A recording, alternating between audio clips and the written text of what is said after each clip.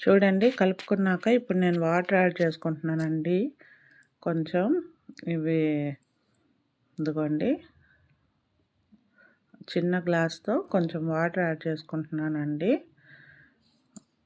High ఫ్లేమ్లో పెట్టుకొని water అంతా ఇంకిపోయే వరకు ఉడకపెట్టుకోవాలండి. బాగా కలుపుకొని ఇవి ఉడికేదానికి టైం పడతాయండి, అందుకని వాటర్ యాడ్ చేసుకున్నాను.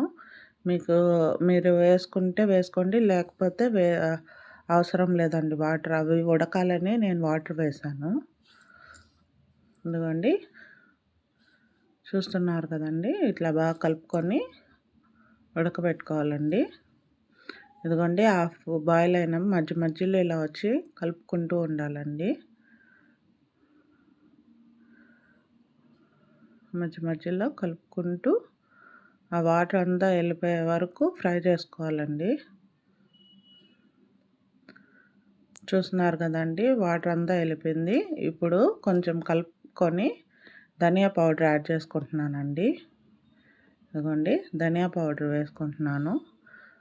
ధనియా పౌడర్ నాకు కొంచెము ముందుగానే వేసుకుంటే కొంచెం ఫ్రై అయితే బాగుంటుంది అనిపిస్తుందండి. మీరు కావాలంటే కాసేపు అయినాకన్నా వేసుకోవచ్చండి. ఇప్పుడు ధనియా పౌడర్ వేసుకున్నాక బాగా ఫ్రై చేసుకుందామండి.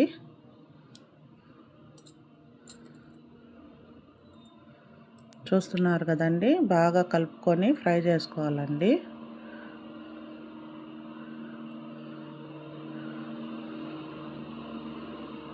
చూడండి ఇలాగా బాగా ఫ్రై చేసుకోవాలండి. నాకు ఈ మాత్రం ఫ్రై అయితే సరిపోతుందండి. మీరు కావాలంటే ఇంకొంచెం ఫ్రై చేసుకోండి. ఇప్పుడు స్టవ్ కట్టేసుకుంటున్నానండి. నేను స్టవ్ కట్టేసుకొని మూత పెట్టుకుంటున్నానండి. మీరు కావాలంటే ఇంకొంచెం ఫ్రై చేసుకోండి. నాకు ఈ మాత్రం ఫ్రై అయితే సరిపోతుందండి.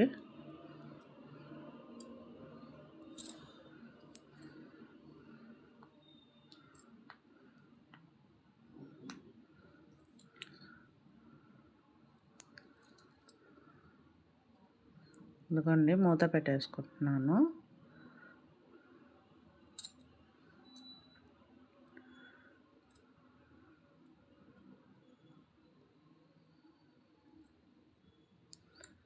ఇదిగోండి మా వారికి ఇస్తున్నాను. మా వారు టేస్ట్ చేసి ఎలా ఉందో చెప్తారు, చూడండి. మీరు కానీ ఒకసారి ట్రై చేయండి.